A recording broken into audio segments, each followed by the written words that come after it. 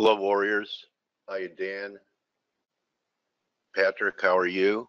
Everyone else, how's it going? I just want to point out, if you haven't seen it or you're new, that ForexAnalytix won an award on FX Street. Here's a little decal that we get to hang on our shingle. And there were many people that coveted this award.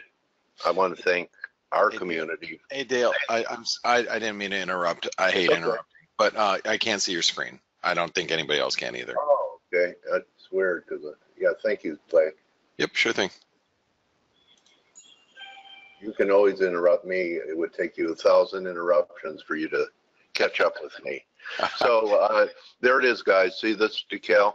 So many people competed for it. You guys helped us win it. We want to thank you again. We love having it on our website because there were many great minds that were new to FX Street that would have liked to have placed this on their website.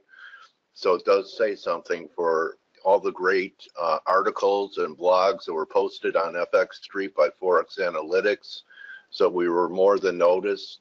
We were actually rewarded for sharing our work on that website. And now I want to move to the markets. So consider that when you're thinking about joining us, that we were recognized for excellent research.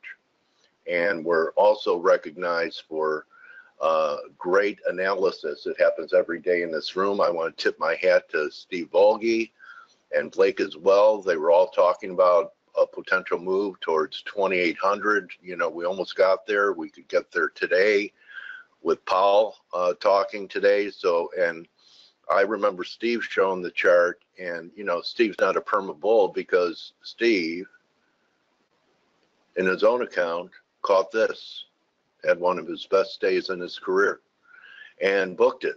So here we are. You know, we're a little bit above the 61.8 level, 78.6 at 2,800. We'll see if Powell can talk it up one more time. There are a lot of people looking for new highs into March, April.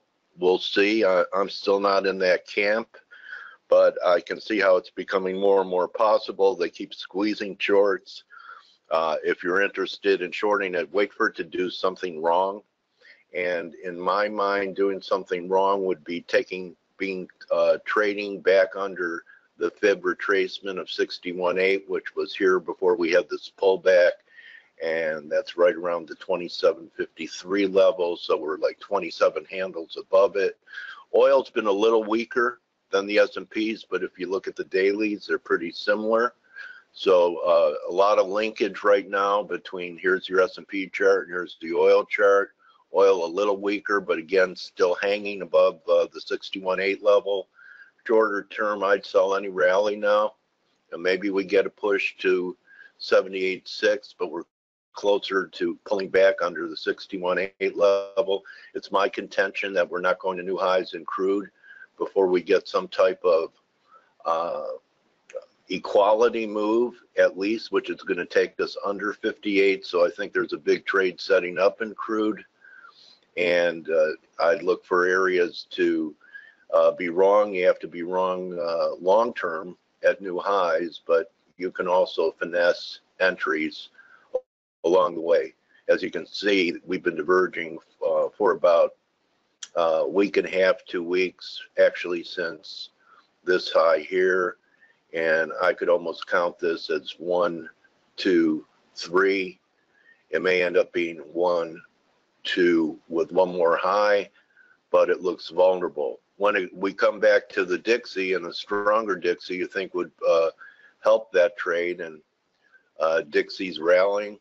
So when I was talking to you guys yesterday, we were down here, and I said I really don't have a lot of conviction on the short side of the dollar yet, because pound was leading the way on the upside over euro.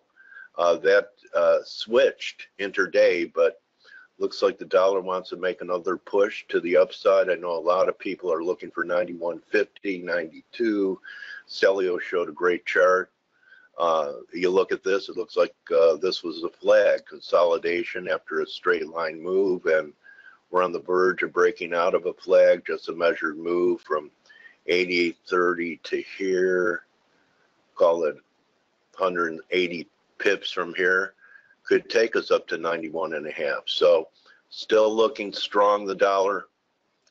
It had negative impacts on equities. It had negative impacts on oil. I think oil will be more impacted by a stronger dollar if we get a move up here. I want to ask you guys to stick around for one of the most passionate, high energy guests that I've had in quite some time. Maybe it's because he's young, but very passionate about what he does. He's an options trader, and options can be a very lucrative way of pulling equity out of the market if you learn to ride them in combination with vertical bears and vertical bear spreads, where you take in some premium or risk reversal trades. So Jeremy Newsom is his name at Newsom Nuggets. So if you're a gold guy, you want to pick up some nuggets on how to trade options. That's going to happen later on at the top of the hour. And with a lot of these markets moving sideways, I'm very curious as to where Blake's head is at. It was great having Blake for almost a full hour. It was nice that Steve had trouble getting charts, because we normally don't get to hear as much of Blake's analysis, but he was here for almost the whole session yesterday. And so I'm wondering where you're at. I know you felt the euro was still heavy, Blake, that there, you saw no reason to buy it. It's still operating under the false breakout up at the highs. So is it same as it ever was, Blake? Yeah, it's trading heavy. You got to be really careful with the euro dollar. The scary, one of the scariest things is, Dale, is that all the analysis that I've read this morning from the different banks, they're expecting a dovish Jerome Powell. I mean, so if he comes out a little bit more hawkish than expected, that's going to boost the dollar. It's something that I think that we all have to pay pretty close attention to today, and because the euro dollars, I mean, it's running and walking a pretty fine line at this point. What time does he speak, Blake?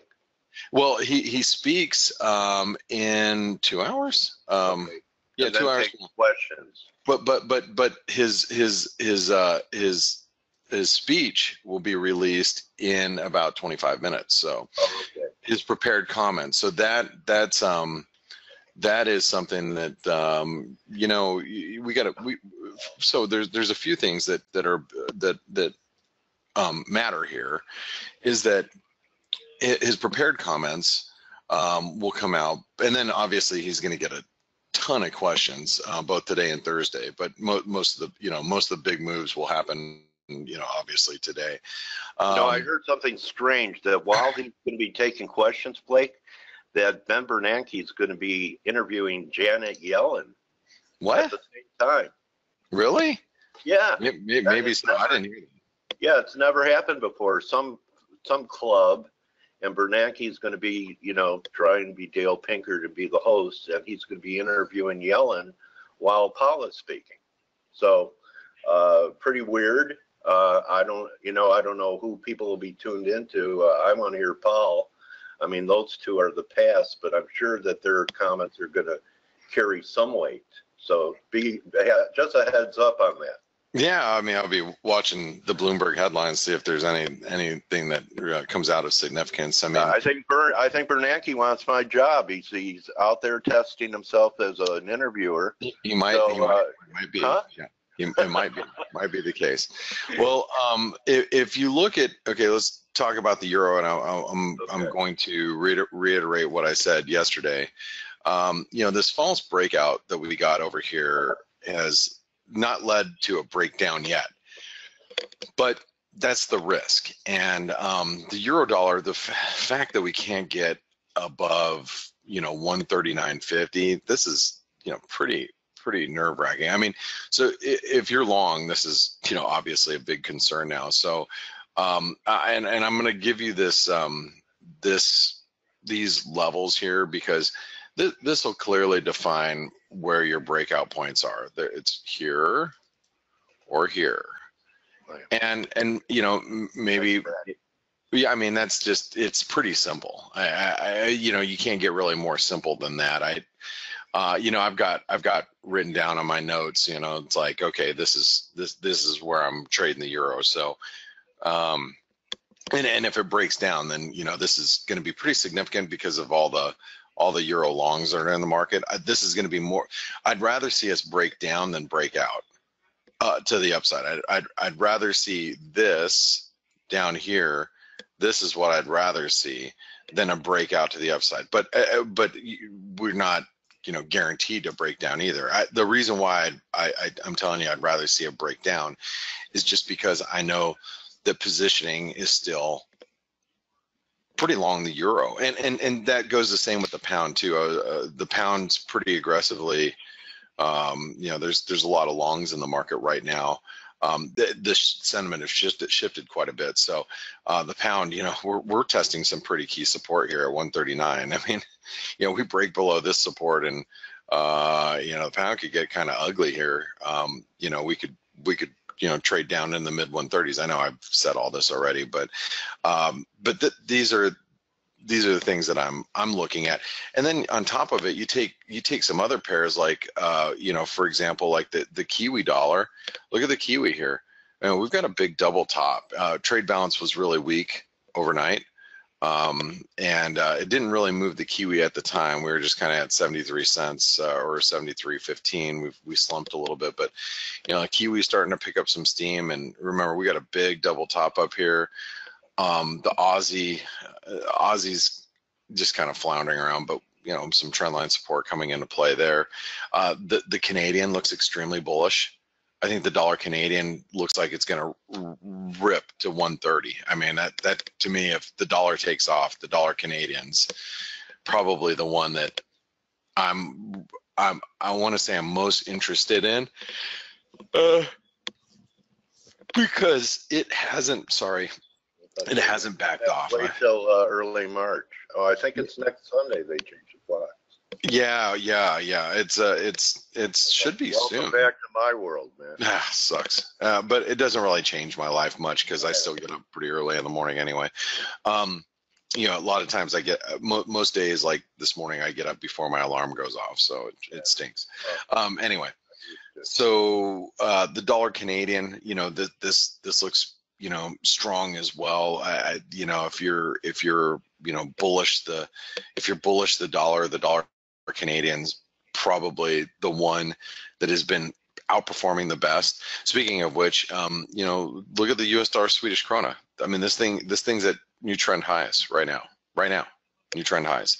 It's been ever since the Riksbank had been talking about, you know, but more dovish on inflation. I mean, this thing's been like screaming higher. And I played this to the long side yesterday and actually made a little bit of money through here. I got out, you know, just scalped myself out and made some money. But man, this thing looks, you know, itself pretty darn bullish.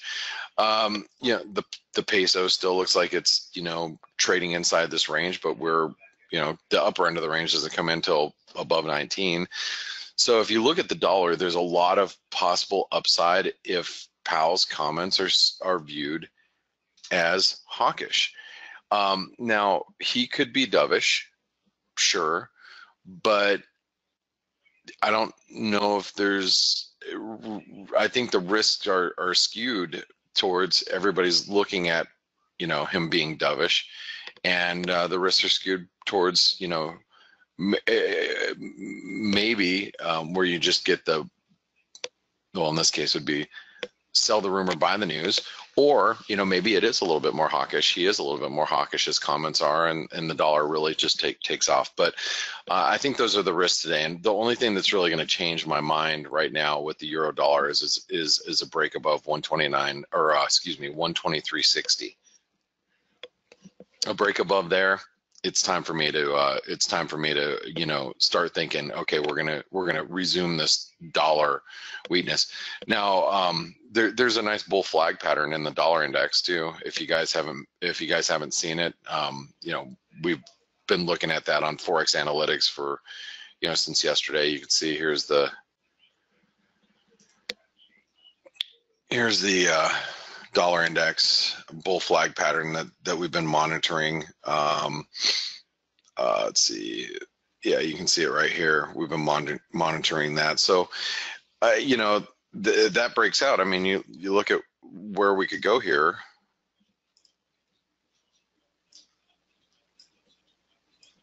You know, dollar index points towards 91.50. And 91.50, where does that put the euro dollar? Well, that probably puts the euro dollar 120.50, maybe, you know, somewhere down here, maybe 120.80, which is a big breakout point. So, yeah, you know, again, that's what I think some of the risks are. Now, if the dollar does weaken, let's talk about that. You know, yes, you could get the euro dollar breaking back out above this 123.60, but I think the way to play dollar weakness is going to be playing, you know, the U.S. dollar Japanese yen to the short side. Now, the U.S. dollar Japanese yen is back above 107. I still think that we can move towards 108 in reverse. I still think that this is quite possible here, like this. And I think that, you know, today, the moves that we see today are going to be more dollar centric versus yen centric. So, you know, if the dollar breaks higher, it's going to break higher against the yen too. You know, that means that the euro dollar slumps. But at the same time, if the dollar does weaken, you know, then we're going to head straight down here in the dollar yen. I think the dollar yen is the way I want to play dollar weakness versus buying the euro. I think I'd be more apt to shorting the dollar yen. That's what I'm going to be focused on today. Boy, this euro is weak. The euro is back below 123 here. You can see we're pushing below 123, but remember the big support comes in at 122.60. That's going to be key for today. Kiwi dollar is also trading at its lows of the session. And one thing about the Kiwi is we just broke below the 618 retracement, right? So, you know, just really, the dollar just looks pretty firm. Let's also really quick take a look at gold, because it looks like gold's taking a absolute nosedive here. Did I just skip over it? I did. There it is. Yeah, there's gold. There's the hourly. Gold slumping too. It looks just like the euro, doesn't it? Matter of fact, it looks a lot like the euro. We could, let me. One thing I've noticed, Blake, in the metals that I haven't seen for a while, and, you know, I'd look for more than one day when it's happening, but silver seems to, for the first time, be holding up better on down days than the gold. It's been a while. See, it's still above the support that gold's already cracking. I think that could be the precious metal trade of 2018, where silver begins to outperform gold eventually. But, well, whenever the silver gold, I can't speak. Whenever the silver gold ratio is moving higher, typically that's bullish for precious metals. Typically, right. Like if silver is outperforming gold, then the precious metals complex tends to be moving higher. It may not be the excuse me. It may not be the case this time around, but you never know. I mean, you know, it's hard to tell. We haven't seen a lot of correlations. It's at historical extremes right now. They are. Yeah, they are, and we've seen them flop around quite a bit as of late. But anyway, you know, like I said, I think I'm still. There's not a whole lot for me to say other than the dollar is at risk for a squeeze here. I believe that the dollar is at risk for a squeeze. It doesn't mean we're gonna, you know, it's gonna happen. But I think that is the risk today. You know, the way, and if you just look at price action, the way the dollar's trading, I think you got a lot of people that are short dollars that are a little nervous right now. You know, that's why they're hitting the bid in the euro. That's why they're hitting the bid in the cable. And you know, those are the ones that I'm really, you know, more or less focused on at this point. I'm trying to think of anything else that I really wanted to discuss without talking too much other crosses. You know, bonds are down, yields are up right now. You can see yields are pushing a little higher at this moment. But you know, that could change obviously with Jerome Powell's you know, testimony about ready to be released. So, and you know, let's be honest here regarding Jerome Powell. We don't know what to expect from him. You know, this is our first. This is going to be our first real view of Jerome Powell. Now, of course, we've heard him talk, and we know he typically will follow the same line as Janet Yellen, but that's under her stewardship. You know, now that it's his ship and it's his ball game, his ship to steer. Are we going to see a different Jerome Powell? And you know, is he going to take us in a different direction than his predecessors? And that's the unknowns. And maybe that is shaking the confidence a little bit of, you know, dollar bears. And I still have to go back to and state that I don't see any reason for the dollar to really stage a rally like other than a short squeeze. But if, you know, we walk away today and we go, man, you know, he was extremely hawkish, and you know, we really, you know, the broad market starts to price in that there are going to be, you know, 4 rate hikes in 2018. You know, that slight shift in expectations could be what creates the short squeeze near term for the dollar. Like I said, I don't know if there's anything longer term that's going to change my bearish view of the dollar at this point based on the information that we have right now. But that's, like I said, based on the information I have right now. You know, the thing about the market, it's dynamic, it's a living organism, and we're constantly getting new information to assess where we're at and what our current expectations are of the market. So so in other words, hey, I'm a trader. I can change my mind pretty quickly. So based on what's being thrown at me, right, Dale? And he's not there anymore. Yeah, you're right. I mute myself so I don't interrupt. But yeah, it's how I control my mouth. But hey, it's always an evolving process. We're always processing new information. We are.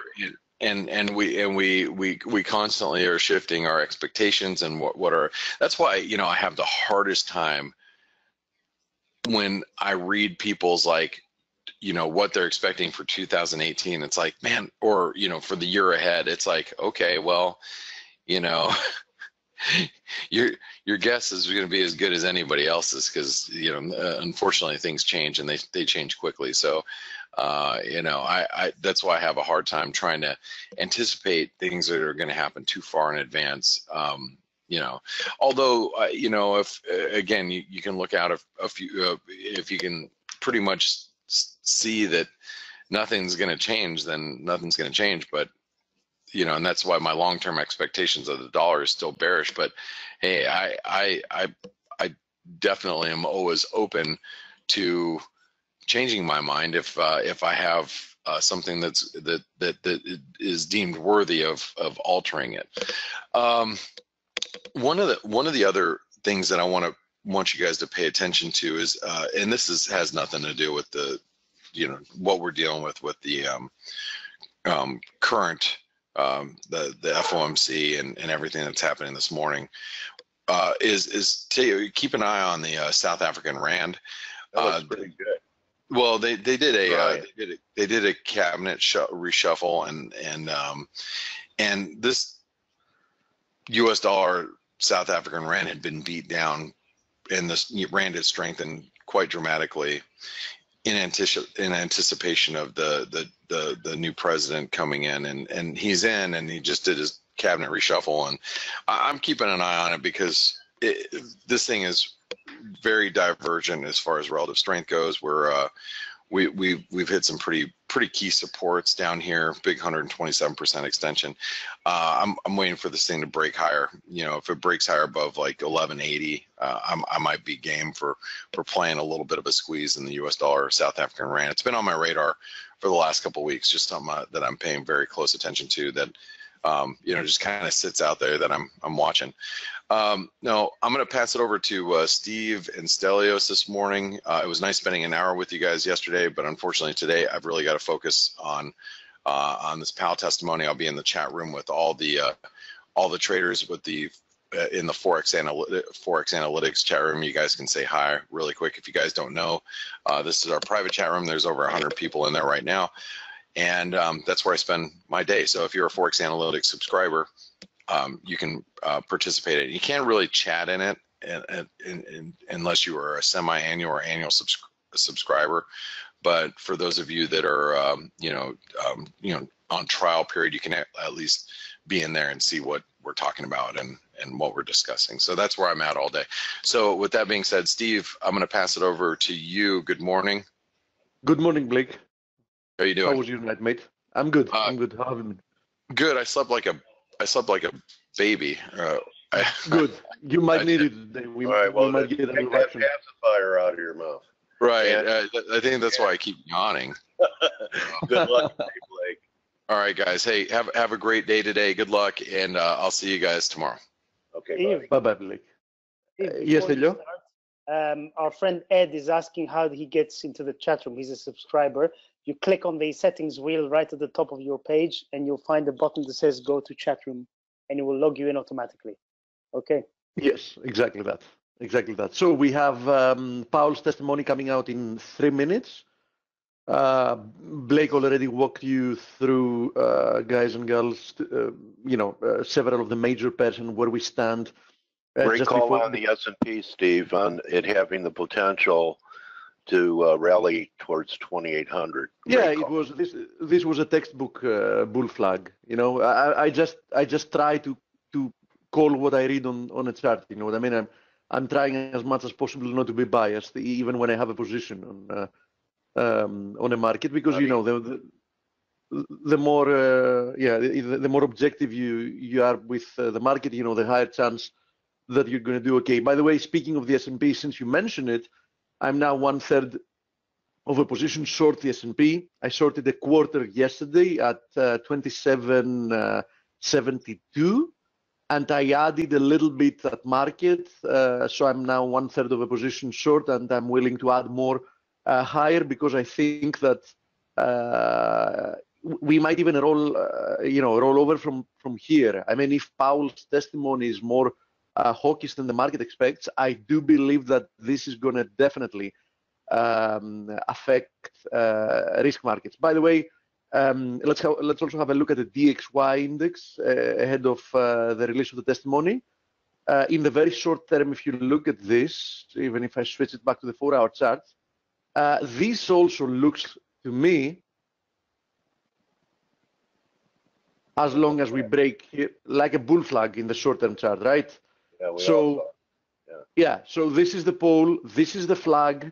The relationship between the flag and the pole is healthy, and my guess is that, you know, the market is nicely positioned for a push higher if Powell's testimony permits. Obviously, if we fail from here, you know, that's going to be a bad sign, the fact that we didn't manage to break above this area, and that might point to one more low coming in the dollar before we actually get a big rebound. But from this structure, as I see it at the moment, and Blake very nicely also showed the Euro USD, which truly has been showing signs that it might want to move once again lower before rebounding higher, because, you know, this is obviously a market that has been coiling. Just look at it.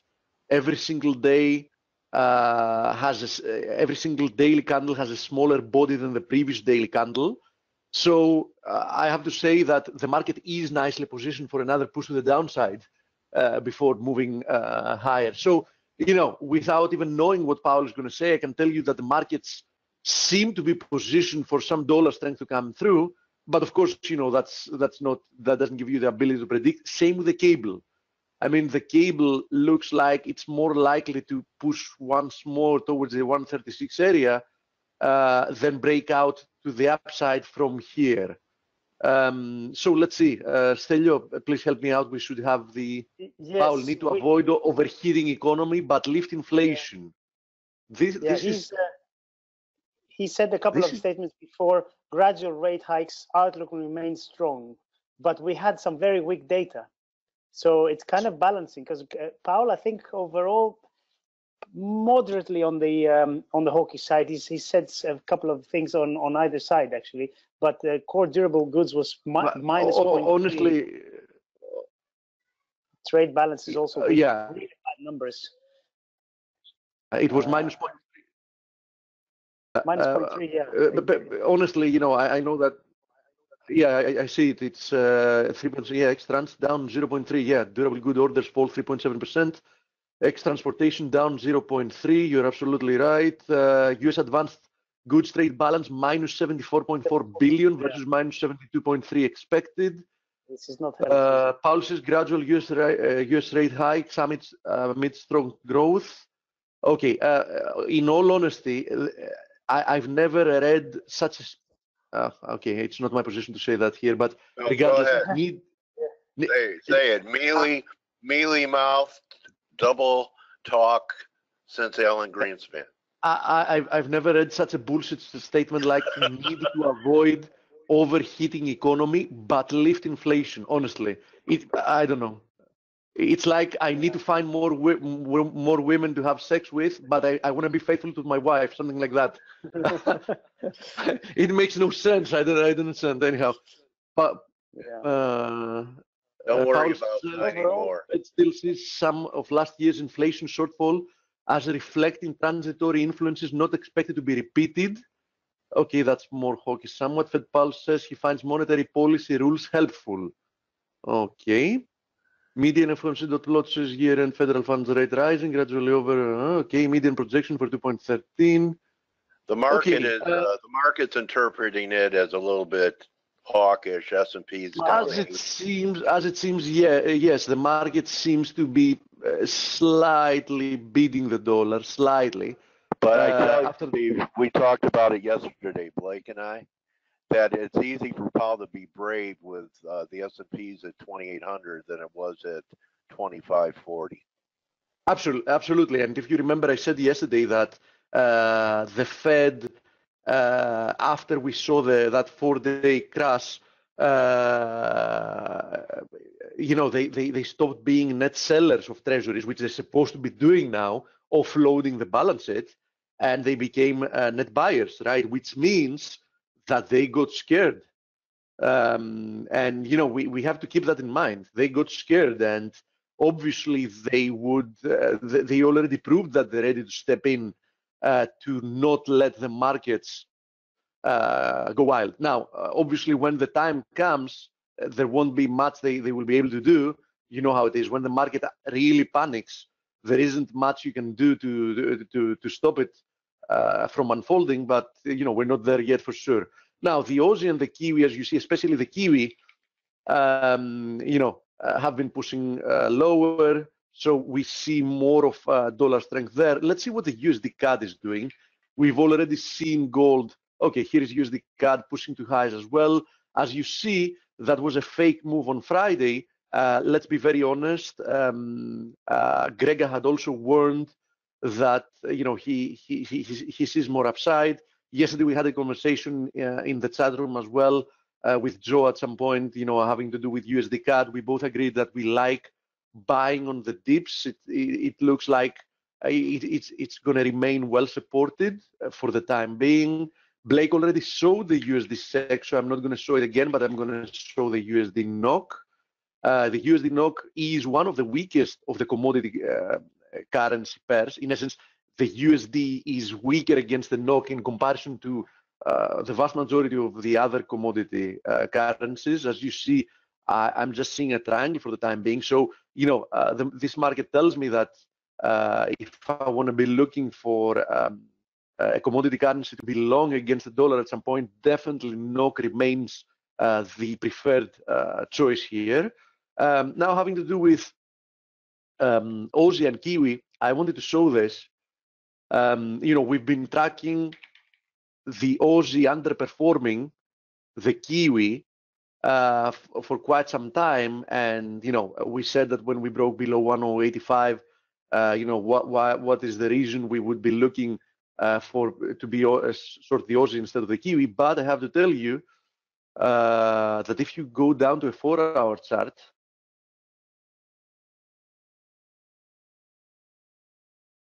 what do you see here, Dale?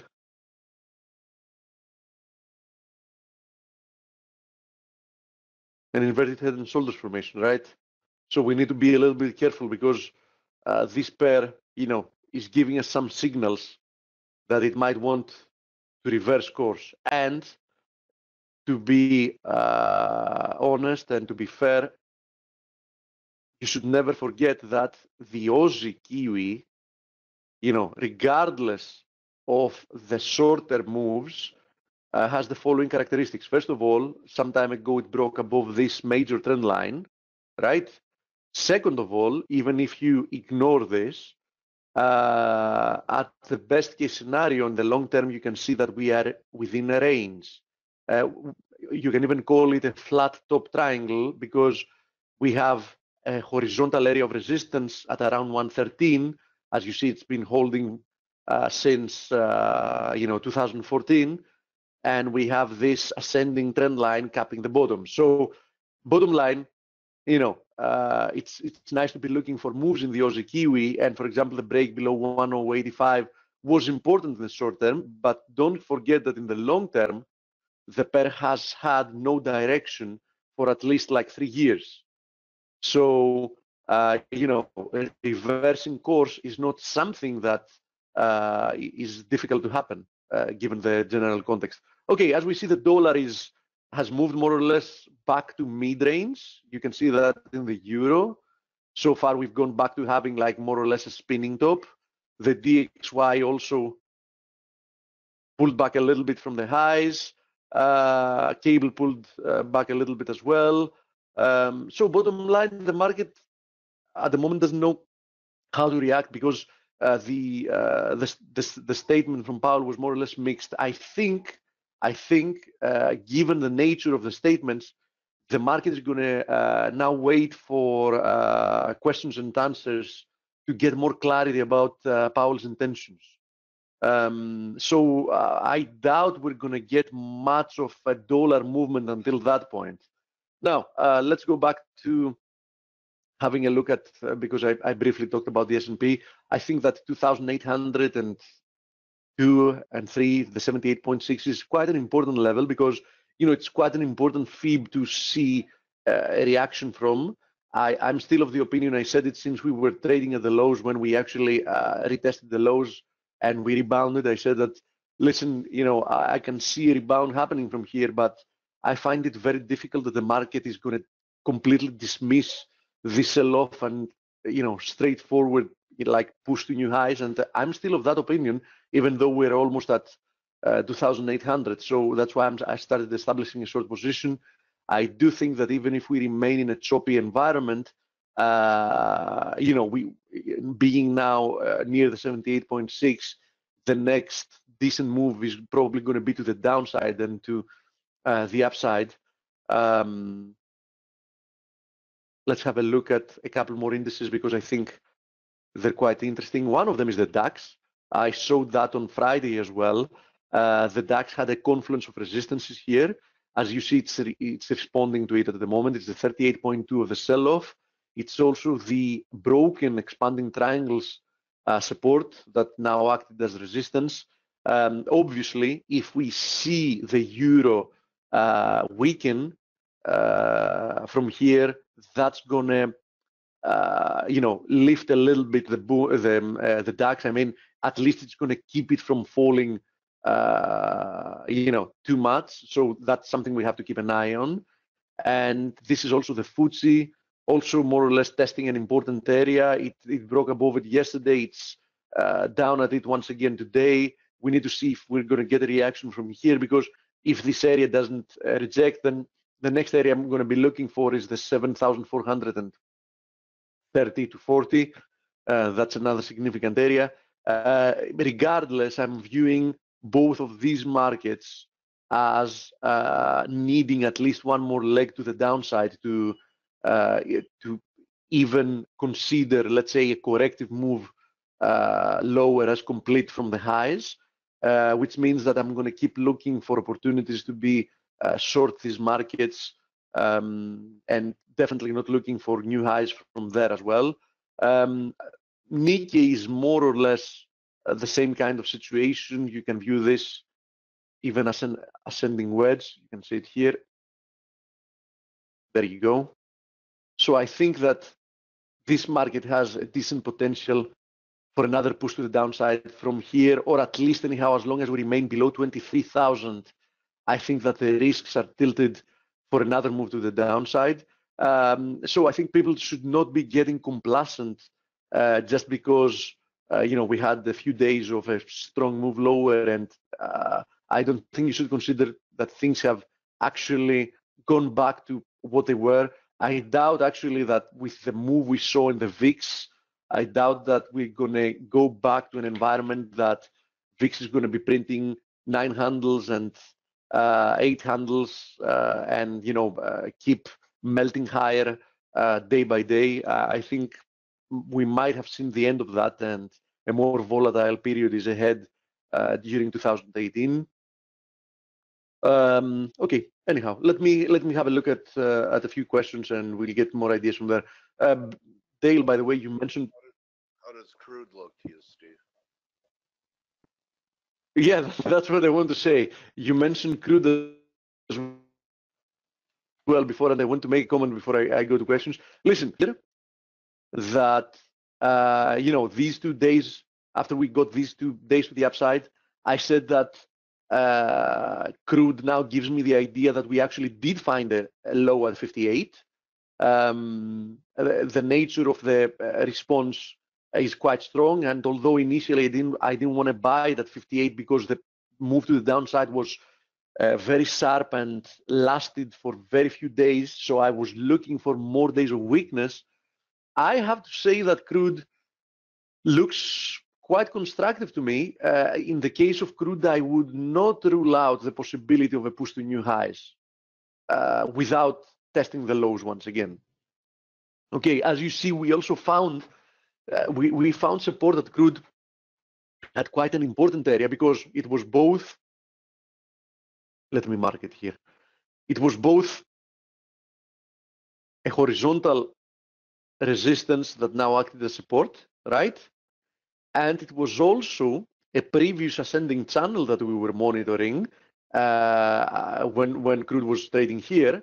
Its extension acted several times as support. You can see it here, here, here, here, and here.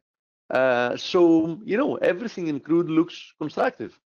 That's what I drew when we were there. I said that as long as we stay above that day's low, I think that crude looks constructive for another push to the upside. And we saw that very clearly. Candles many times, from a simplistic point of view, tell the truth, because you get a down day here that looks rather strong. Okay, you say perhaps it's rolling over. Then what do you get? A spinning top, which is more or less an indecision candle. So then you're thinking, okay, we had a strong move higher in a well-established uptrend. Then we get a one nice day to the downside, and the next day the market more or less stalls. And then what do you get after that? Boom, a bullish engulfing. And that's when you know that, this market remains very strong.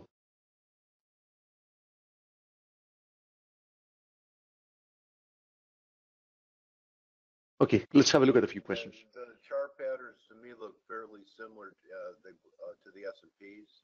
I agree. By the way, Dale, you sound a little bit far away. If you can switch a microphone or come closer, we could hear you just fine. I'm right on top of my mic. Okay. The weird thing is that we could hear you just fine before. It's just, suddenly you. Yeah, same here. I could hear him fine now. He's very low. 121 to 120, 15 euro USD. Is that Blake would call a blue light special? Dan, you must be an old listener from of Blake's, right? The blue light special. I remember that he was also showing the video in the morning edge. That was fun. I think so. I think so, mate. I think that 121. Probably a blue light special, yes. It's the high we had here in September. We also briefly got rejected here on the second attempt to test it. I think 121, 120.50, 121, as you said, is a very good buying area. So I will be definitely inclined to be buying the euro if we do push lower there and I see the market stall. Absolutely, absolutely. I'm 100% with you there. 100% with you. Abdul wants to have a look at the euro and pound yen. Let's have a look at both of them. What am I doing? Okay. Okay, so good news about the euro yen bulls is that we've been holding this triple confluence of supports. Why is it a triple confluence? Because it's a horizontal area of support resistance. It's the 200 DMA, and it's also the 61.8 of the move from this low to the highs. The problem, though, is, and that's a big problem in my opinion, that this price action, and let's go down to the 4-hour chart, that this price action does not look constructive, right? So I'm really worried that the bulls are not going to survive this. And I'll be very clear why. I'm pretty sure that there are a lot of stop losses down here accumulating, a lot of them. The price action currently somewhere here. Okay, the price action currently is definitely not constructive. So another push lower, which seems quite likely, that's going to penetrate this area, is going to start triggering a lot of stop losses. So I see it inevitable that we're going to move down to the next area, which is below 129. I see very hard avoiding this. Okay, anything is likely in the markets, but the short-term price action, the inability of the pair to really mount a rebound from here, and the fact that I'm pretty sure that a lot of stop losses are accumulated there, tells me that there is a huge danger that this area is going to fail. Obviously, you have an amazing reward to risk ratio to be long here because you know exactly when you're wrong. But if you're wrong, you don't want to be in this market. So if you really believe in the upside, I totally get why you wouldn't want to trade it, because you can risk very little to potentially get a rebound up to this area again, right? So the reward to risk ratio is like, I don't know, 5 to 1, something like that. But on the other hand, as I said, the price action here tells me that the pair is going to fail and probably going to push towards, 129, 128 to 129 next stop. So that's my viewpoint here. Let's have a look at the pound yen now. Okay, the situation with the pound yen is somewhat similar. Okay, and here we don't even need the 4-hour chart because we have quite a lot of price action, and you can see it on the daily.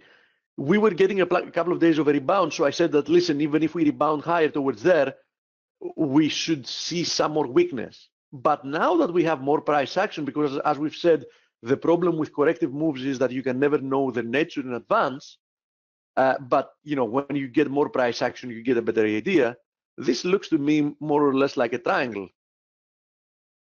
And if that's the case, that also has a big chance of failing and pushing to the downside. Now, needless to say, I need to zoom out so I can show how important this area is, the 148 area has been of paramount importance, right? Just look at it here. Support, resistance, resistance, resistance. We finally broke above it. Support, support, support, support. Okay, so what happens if this area fails to the downside? Where do you think the market, after we broke higher here, where do you think the market participants have the stop losses? Somewhere there, right? So imagine what's going to happen if we actually push lower, which now looks quite likely because the price action here definitely looks like a consolidation before a resumption, right? I'm not saying that's going to happen, but I'm saying that it looks more likely to happen than not, given the price action. So imagine if we get another move lower and we penetrate through 148, I think that we're going to see a very big move to the downside if 148 fails. Because first of all, a lot of people will be, okay, 148 failed, time for me to be selling. And other people are going to be, oh, damn, 148 failed. You know, time for me to get out of the market because I was long.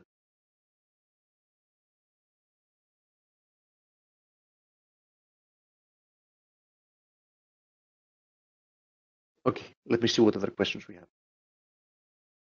Hi guys, how does the US economic trade balance figure as an indicator in the scheme of things today? Would a worsening trade balance weigh on the DXY? Absolutely. Sunil, absolutely. That's the case, mate. Absolutely. But keep in mind that trade balance, on the other hand, is a macro indicator that very often, more often than not, does not have immediate repercussions. I mean, it's not like an NFP day that you might get like a very bad employment number and you will see the dollar selling off, for example, right? So the trade balance does matter, and perhaps it's one of the things, trade balance is one of the things that affect in the long term the most affects rates, right? But as I said, in the long term, so one print here, one print there is not going to make so much of a difference. Thank you, Joe. That is one of the best analogies I've ever heard. Okay, thank you. What's your view on XPD? Yeah, absolutely. Let's have a look at Palladium. Oops. There we go. That's my view, and that was my view several days ago. As you see, I haven't changed nothing in my chart. Once we penetrated through that area, I drew this, that we might get a push higher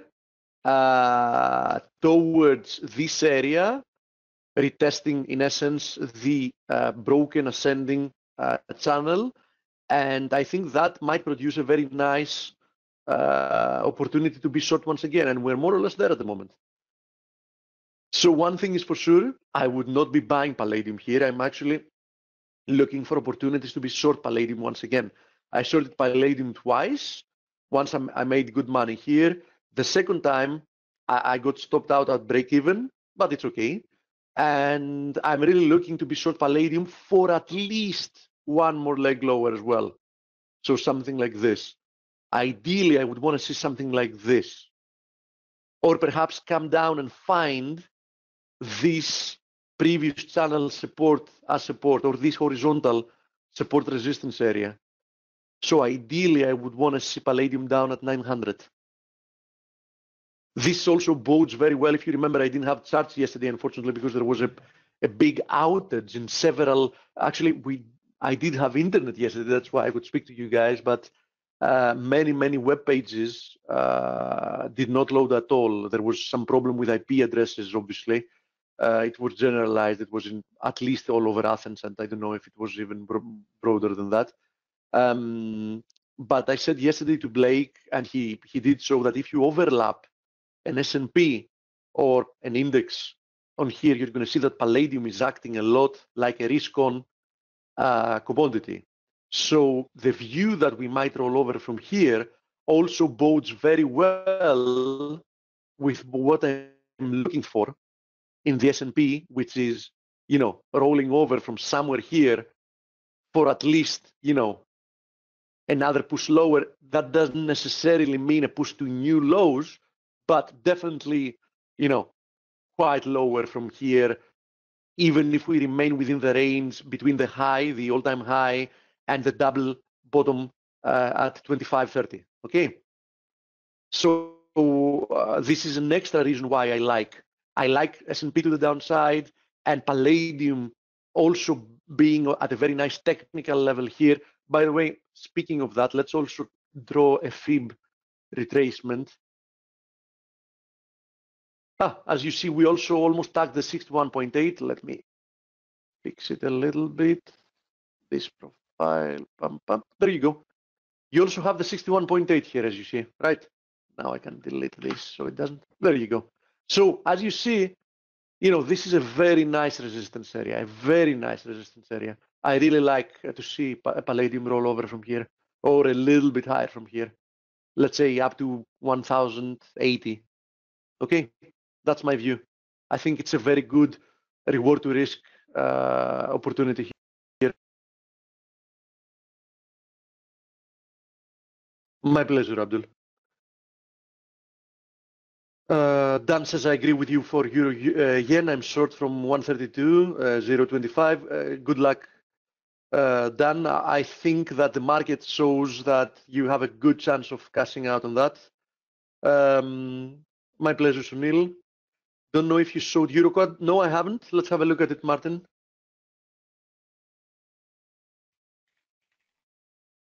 There we go. Okay, the situation with Eurocad remains the same, meaning that we still have a move to the upside. I was looking for perhaps a deeper correction when we were back here, and then a continuation towards the 161.8. The market didn't give us such a deep correction.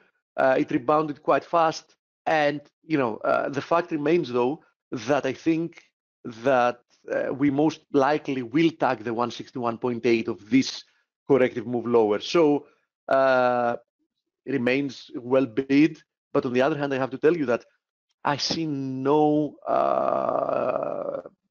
reward to risk to be buying here, because where would you put your stop loss, right? I mean, it's already quite a mature move. I don't know. I would like to see at some point a deeper correction, like something like this, right? Come back to this area for them to be looking for more upside, something like this. I don't think this is the time to be buying it. Undoubtedly, it remains well bid. I'm not questioning that, but I don't think this is the area to be bidding it. 161.8, it's quite a golden fib, might produce a reaction to the downside. I mean, it's quite likely. We've seen that many times with 161.8.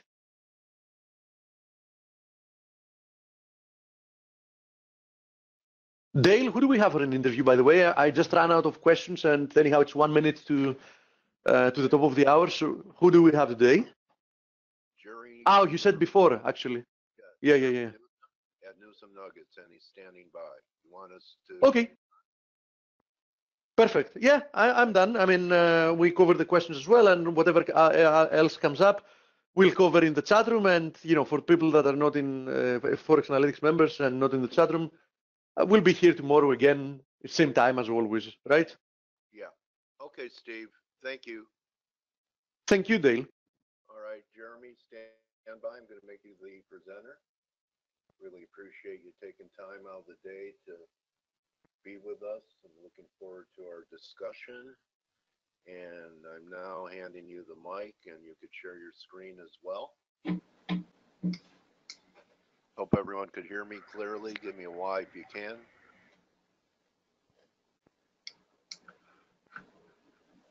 That's quiet, huh? Okay, I'll talk right into the mic. Hey, Dale, can you hear me? Yes, hi, Jeremy. Hey, buddy, how are you? It's so nice to meet you. You came well. You came well recommended by Mandy Rafsanjani.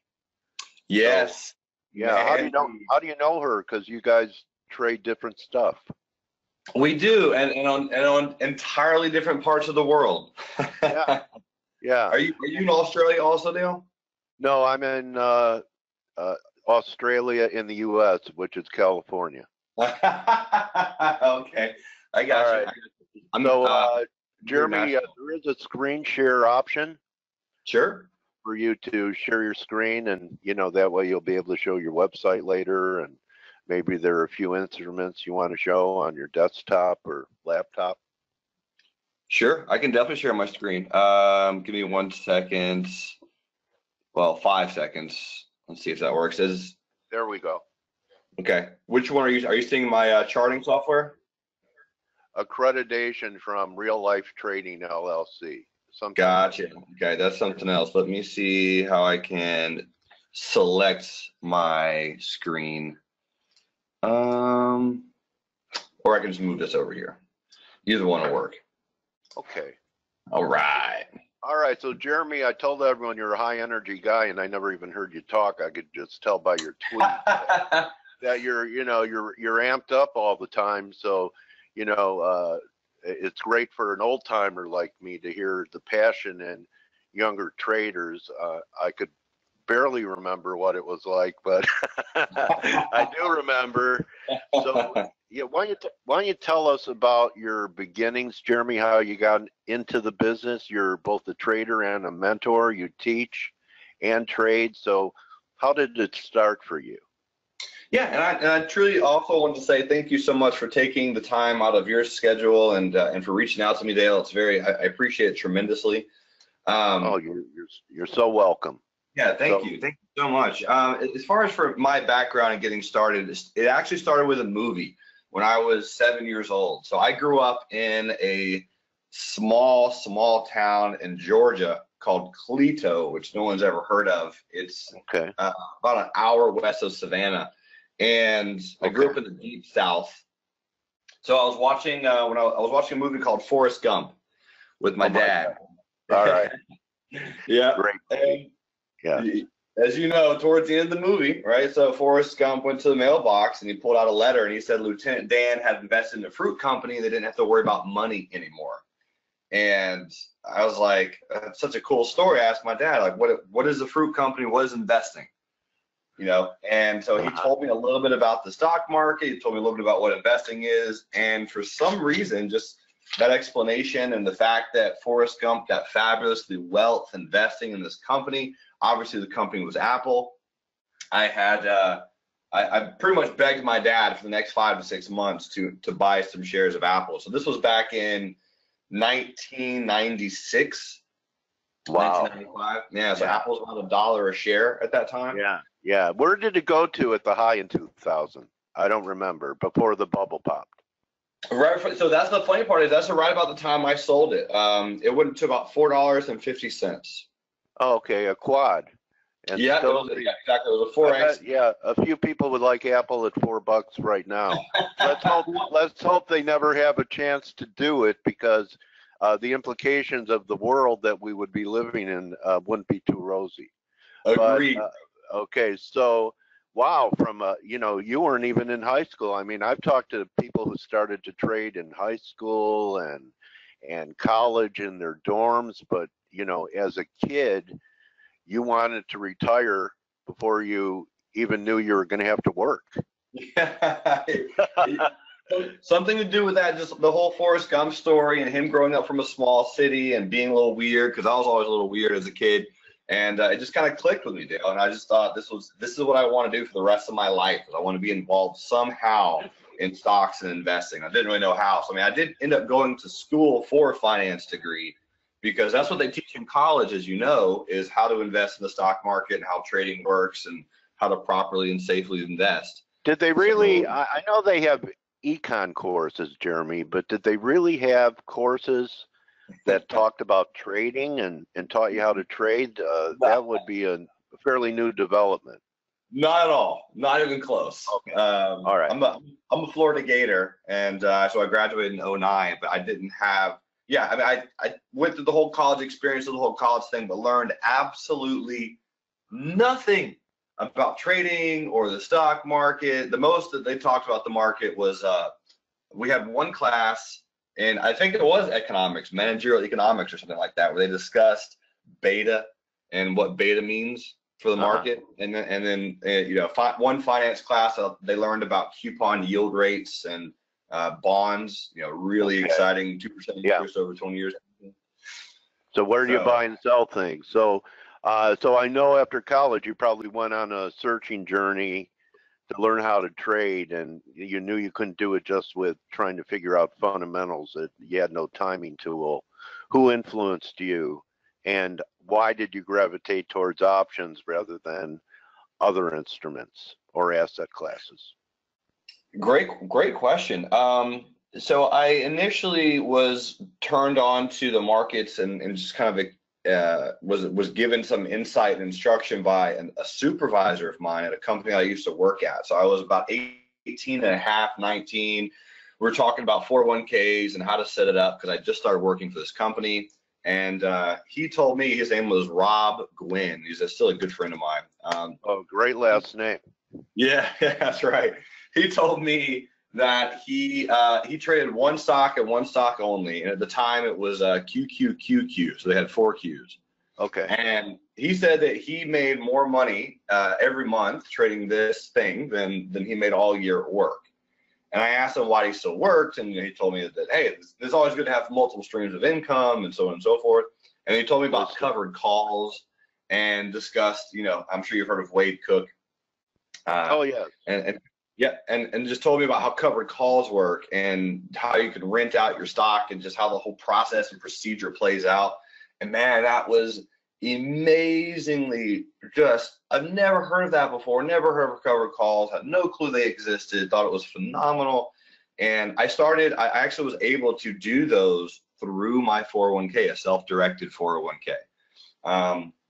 So I think that my 401k was a Charles Schwab at the time. So I was about 19 and a half and started doing covered calls on silver stocks. So he was one of the few, or he was really the first person that introduced me to the whole process. And then from there, man, I just went down that deep, dark YouTube internet rabbit hole of trading companies and education companies and programs and products and books, and just purchased and read and studied as much as I could to learn, you know, various. So tell us about your discernment skills, because one of my purposes is to educate people not to be or fall prey to hype, like, you know, 1,000% returns or buy this, it's the secret of trading.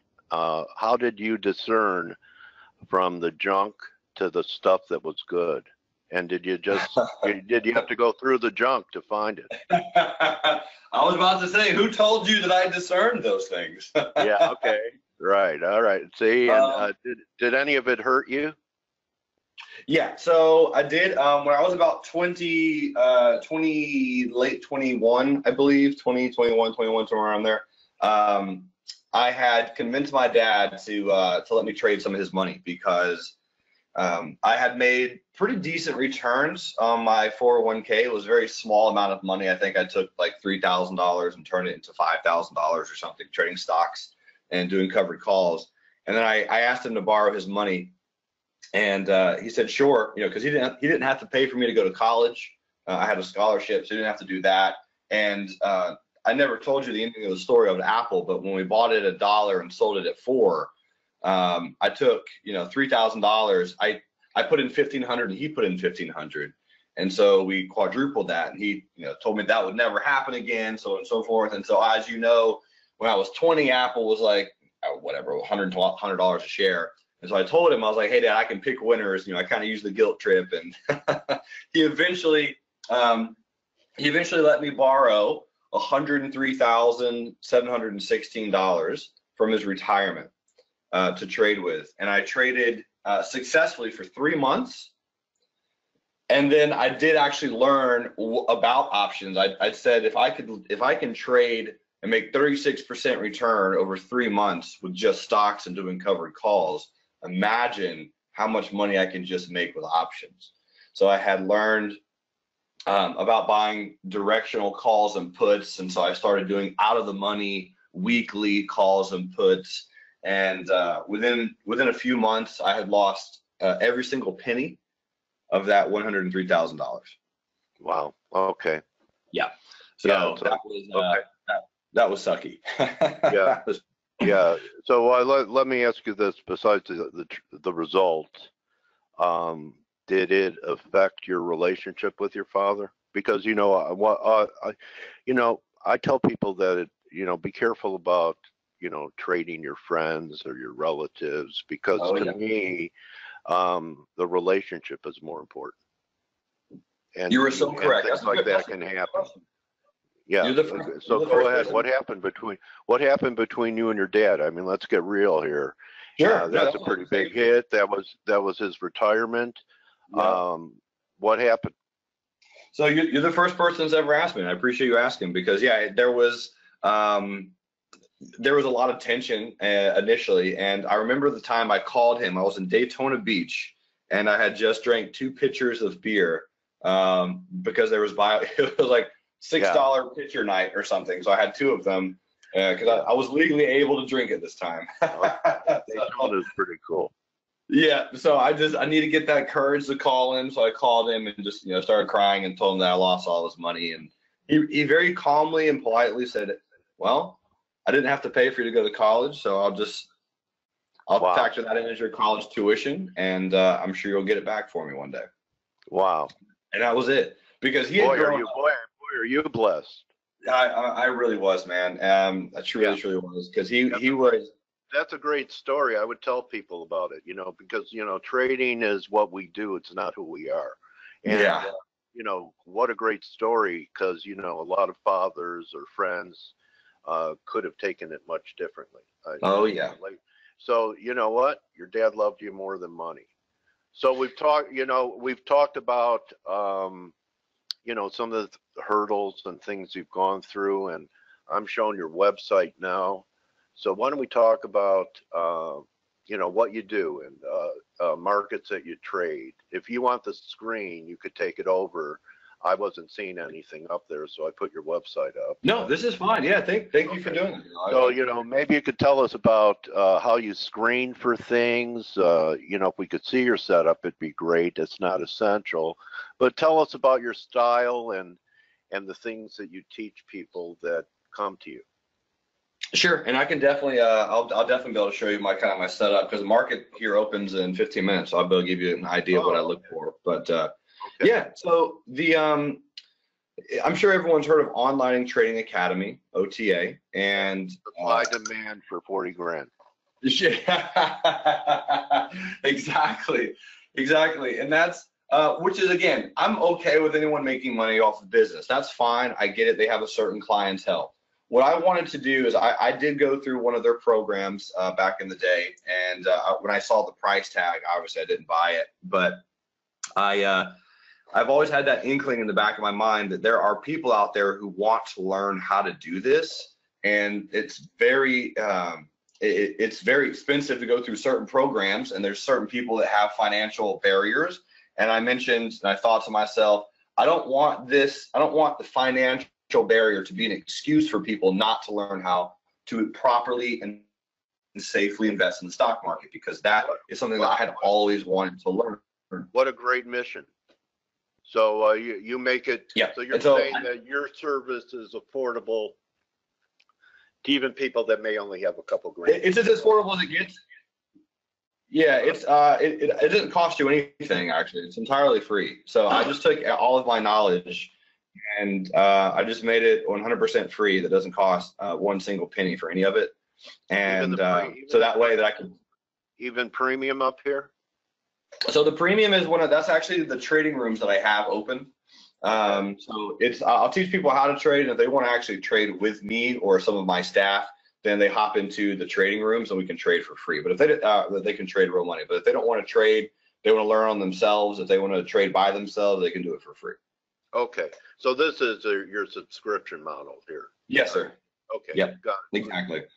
All right. But that was so I trade stocks, I trade options, and I trade cryptocurrencies. I do not trade futures. I've never traded Forex. I understand how, but it's just one of those things where you have to pick a profession at some point.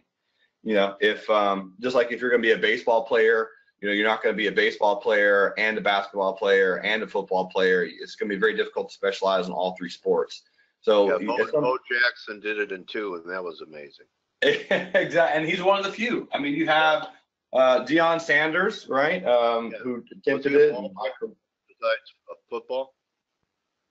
Yeah. So you have so Michael Jordan did 2, Deion Sanders did 2, and Bo Jackson did 2, and those were really it. Everyone else kind of, and they weren't great at it by any means. So I do too. I conduct interviews and I'm a guest on interviews. I love it. I love it. Well, there you go. So you have to have those 2 approaches. And I said I'm bi-microphonian. So,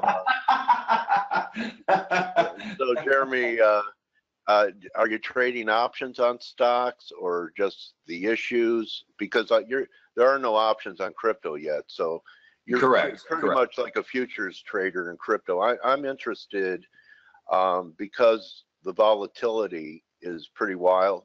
10% a day is no big deal. How do you manage risk in crypto? So the way I manage risk is let me show you. So okay. Let me do. A picture speaks 1,000 words, bro. Exactly. Let me get my screen sharing turned on. Tell me if you're able to see. I think it's my webcam popping up now. What's going on? Webcam up. I see you. All right. Are you? Let me see what screen. So you live in a city where you hear a lot of great music. Is it better in Nashville than Memphis? Yes. Oh yeah. Nashville is the place, my man. All right. It is the place to go. I'm still trying to figure out exactly. I apologize. So this is my webcam. I got my webcam up here. Yeah. So there's a drop menu on top where it'll say, screen to share your screen. I'm going to make you the presenter again, and let's see if it pops up for you. Okay, hold on.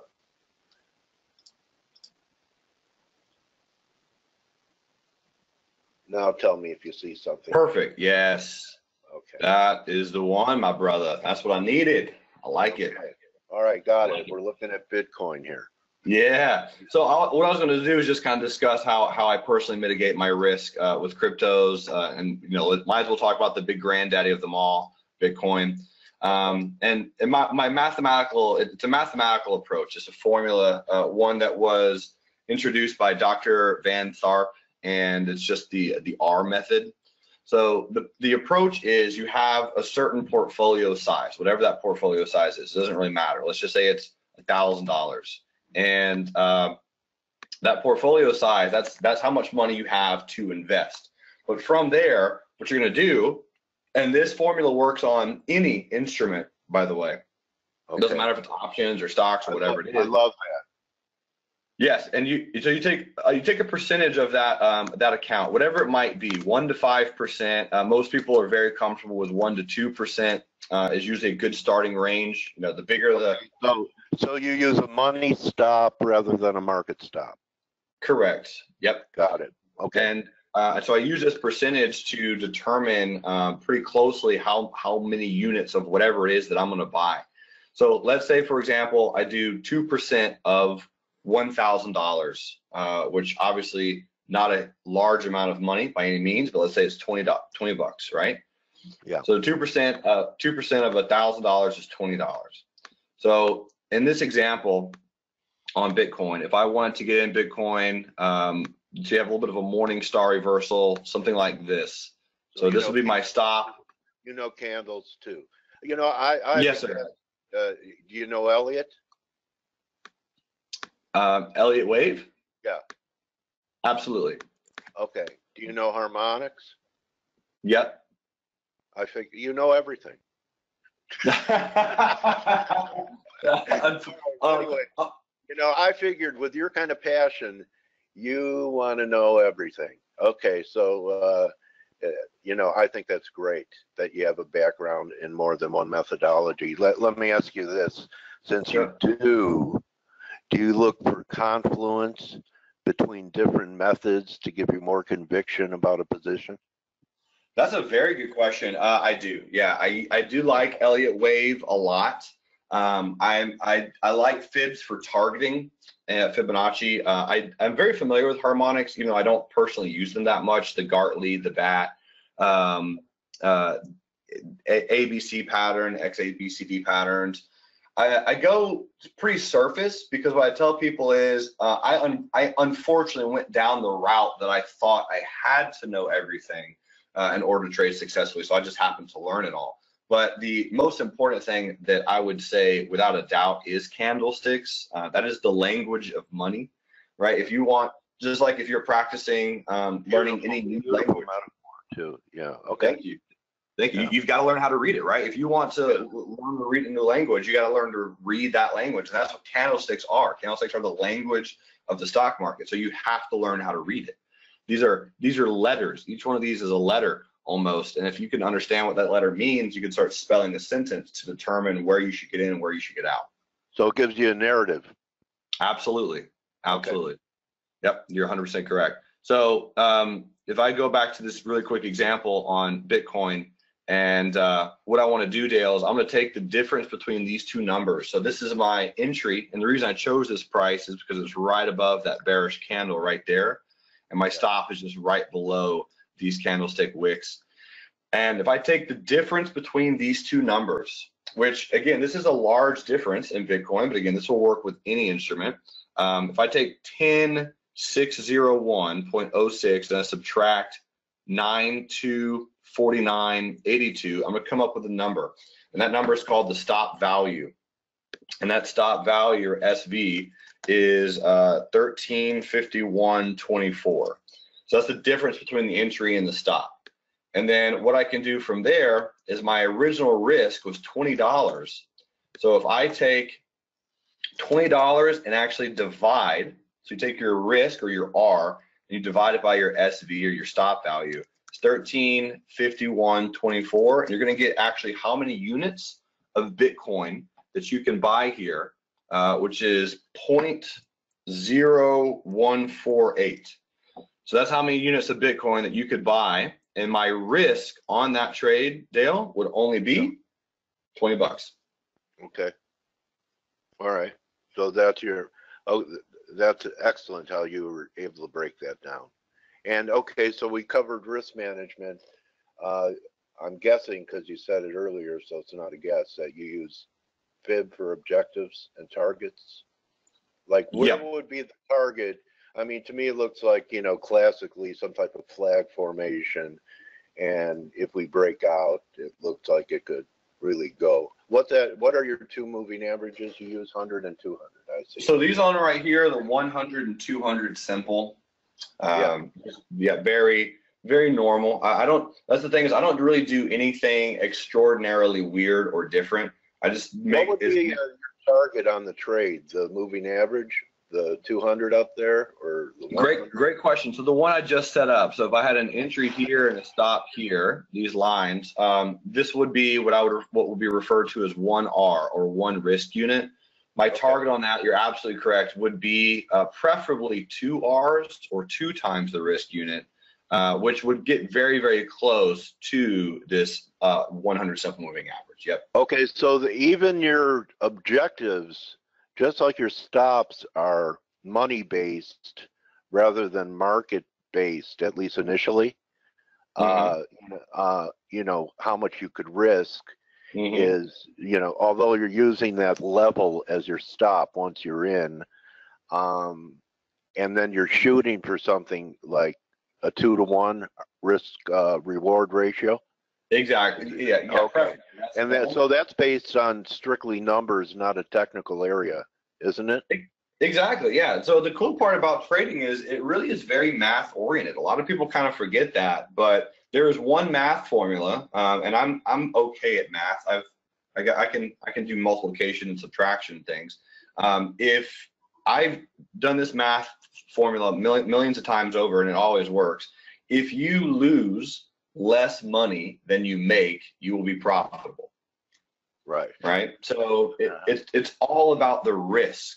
It's all about risk. A lot of people approach the market to figure out how much money they can make. The problem is you cannot make enough money to outrun how much you lose if you lose all of it. Exactly. Right? So you could lose $1 billion in 1 hour in the market. It's irrelevant. You can lose as much money as you have can be lost in the markets. There's no end to how much money you can lose. So there's no end to how much money you can lose. There's no end to how much money you can make. Just control the one variable of how much you can lose, and you should make more than you lose. Yeah, you're a pro. Yep. So that's all I care about, man. It's just risk. I don't care. I tell people all the time, you know, if someone asks me, hey, how much money can I make trading the stock market? It's not the right answer. All right, you can make as much as you want.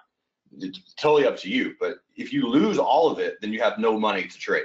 And that's very possible. Blake always talks about that. He goes, the one thing you can manage is a risk. That's it. Yeah, that's it. You know, so yeah. I could. How long have you been doing this now, Jeremy? Well, God, we talked about Apple. How long has this room been open, or your service? How long have you had? Almost 4 years. So I've been totally by myself, 100% for about 4 years now. Okay. I quit my job at the insurance company when I was 24. So I'll be 30 in May. So I've been out of the whole corporate world for about 6 years now. Yeah. What kind of insurance were you selling? Everything? Or annuity? Yeah, I actually didn't sell the insurance. I was the back end guy. Okay, so you back office. Yeah, so someone got in an accident. I was the welcome to Nationwide. Thanks for calling. How can I help you? I was the guy on the other end of the phone. You know what, Jeremy? I'm going to have to thank Mandy for what a great recommendation she made to have me contact you. I'm glad I reached out. Thanks for reaching back. You want to just show your website one more time and the best way for people to follow you? I thought, you know, I encourage people to follow Jeremy. Everything I heard from him, you know, I've conducted, Jeremy, almost 1,000 interviews over the last 4 or 5 years. And after a certain period of time, I can tell if someone knows. And yeah, and I could tell, you know, what a great story from, you know, I was actually talking to my wife about it. I said, you know, parents need to encourage their kids to pursue what they love instead of just doing something for the money that they really hate. And, you know, so you had a love for these markets as a young kid, and you ended up, you know, as an adult, you know, from begging your dad to buy Apple shares to passing on knowledge to others, which is a very noble thing to do to help people avoid the landmines that they step on. So, like it or not, Jeremy, you're now my trading warrior brother. Hey, no, I like that. That's a huge compliment. I do want to just simply say, every single March, I dedicate my entire company to teaching kids how the stock market works. And I do it for free. I go to schools all across the country, and so if there's any parents that are listening, where high school? What level? Anything from kindergarten to college. I've done all of it. Goodness.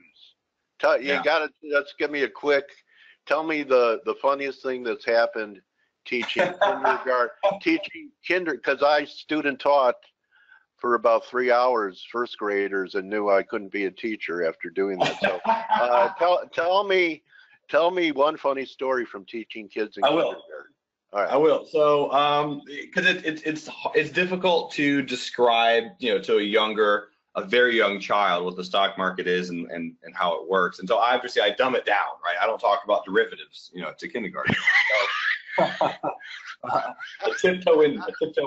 Yeah. Okay. What ended up happening is this little cute girl was like, so like after I went through and I was discussing, like, I read them a book. That was the first thing I did. I was a celebrity reader for that school, and so I just read them a book. Okay. And so she's like, what do you do? And I said, well, I have a YouTube channel, and I do finances for adults on my YouTube channel. And she the whole room's quiet for like 3 seconds. She goes, what are finances? And I was like, all right, how do I describe to a 6-year-old what finances? No wonder children are happy. That's right. About it yet. Okay, go ahead. No, and that was it. It was just they were all smiling, and then and I had my webcam on, and they saw my dog walk into the room as I was discussing what finances are, And then all the kids started screaming, puppy. And so I ended up just picking up the dog and playing with the dog for 20 minutes rather than talking about finances, because that's really what they cared about. So, well, you know, I'll get in a room of people and say, who loves dogs more than people? Raise your hand. Yeah, exactly. And you'll get a lot of raised hands. So Jeremy, really great meeting you. And Thank you, I hope this helps you out. That you know, this video, that we get lots of views for you. And Jeremy sounds like a great teacher and trades markets that we don't at FA. So thank you again for your time, buddy. And, yeah, thank you, Dale. Thank you, man. Everyone have a great rest of your day. Thanks so much for the invite, and have a fantastic time in California, Dale. You rock, buddy. We'll chat again soon. All right, Jeremy. All Okay, right. everyone, that was Jeremy Newsom. You can follow him on Twitter at Newsom's Nuggets. So that's our Turnaround Tuesday for today. Good hunting. I'll see you in the private chat maybe later. You're welcome, Kareem. Glad you enjoyed it. Pick. I had a great time talking to Jeremy. So always good to laugh during the day, guys. It's not just, don't take every trade as life or death. Enjoy your life. So above all, as a trader, don't just count your pips, count your blessings. See everyone tomorrow. Adios.